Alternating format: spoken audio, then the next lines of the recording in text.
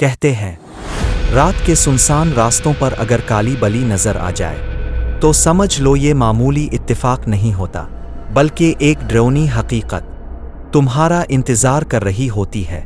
یہ کہانی ہے ایک آدمی کی جو رات گئے اپنے دوستوں سے مل کر گھر جا رہا تھا۔ گلیاں سنسان تھیں اور ہر طرف ایک عجیب سا سکوت چھایا ہوا تھا۔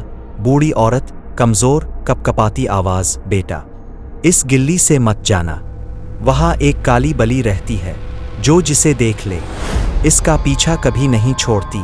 آدمی نے بات کو مذاق میں ٹال دیا اور اپنے راستے پر بڑھ گیا۔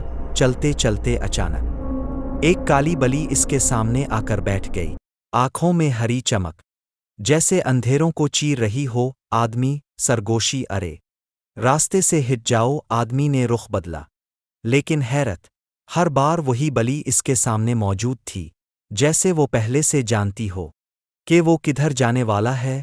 پھر ایک لمحے کو بلی کا سایہ دیوار پر پھیل گیا اور وہ انسانی شکل اختیار کر گیا، لمبے ہاتھ، نوکیلے پنجے اور آنکھوں میں وحشت۔ آدمی ڈر کے مارے بھاگا اور ایک پرانی حویلی میں جا گھسا۔